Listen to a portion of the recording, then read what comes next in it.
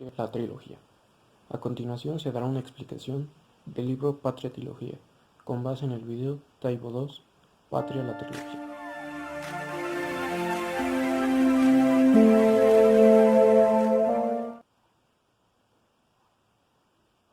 En este video se muestra al autor del libro Patria, el cual es una trilogía, que se cuenta en 3 partes. El video inicia con un relato del autor, en el que se dice cómo y por qué hizo este libro. Él mismo dice que había hecho algunos libros, pero ninguno como este. También menciona que no había antes de este libro alguno que tuviera completamente la información sobre la Revolución Liberal. Solo había biografías y poemas, pero ningún libro con la información completa. Así que el autor se dio a la tarea de recolectar información verídica mediante artículos, periódicos, informes, libros y otros documentos de la época en la que sucedió la Revolución Liberal. Algunos puntos que me llamaron la atención fueron, como primero, el que no se daba ni un descanso para recabar la información para el libro.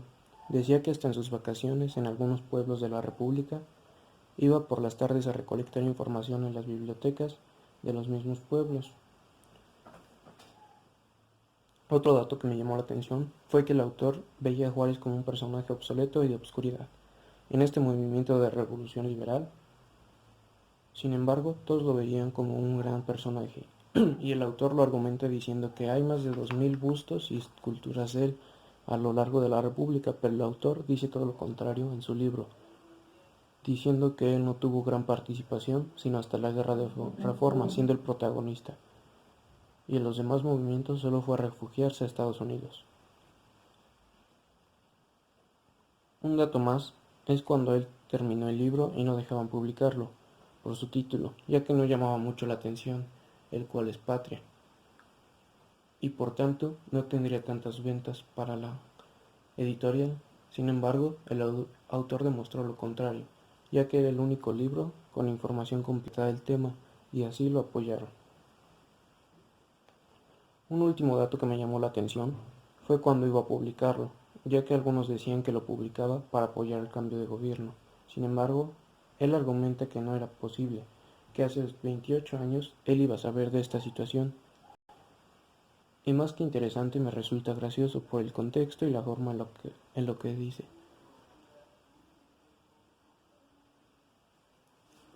Pero después dice que fue bueno publicarlo, ya que ayuda a los ciudadanos que se informen y conozcan de su historia para la toma de su decisión política. En este mismo argumento vuelve a retomar con Juárez, ya que dice que él fue tomado como un personaje priista, porque todos los políticos y funcionarios de este partido tenían a Juárez en sus oficinas como un ídolo, y esto comenzó con la época presidencial de los licenciados, que seguía de los líderes militares. De igual forma, hablando el autor de Temas del Pueblo, menciona que en la muerte de Santos Degollado se registró que a su camisa le hacían falta 2 botones, y siendo este funcionario del gobierno, era pobre y por eso le hacían falta botones a su camisa. Y hoy en día no se ve que a un funcionario del gobierno le pase esto, ya que todos son ricos y se aprovechan del pueblo. De igual forma, mencionando a Juárez, el autor dice que en un momento le ofrecieron sentarse en la carroza de Juárez y él le daba miedo y fue muy gracioso y eligió el asiento de otro personaje. Dejando a un lado esos puntos, el autor quiso hacer este libro mediante 3 partes y cada una contenía capítulos, los que según el autor son cortos y fáciles de leer. Cada uno relata una pequeña historia para que el libro sea más interesante. En lo que el autor dijo, llegó a mencionar algunos temas de su libro, tales como los movimientos liberales, el imperio de Maximiliano, la guerra de reforma, el plan de Ayutla y su revolución, el plan de Tacubaya.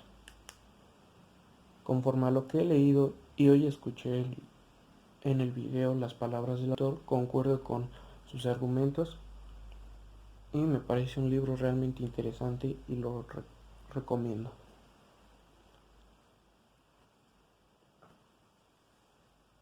Pues esto fue todo lo que pude rescatar del video.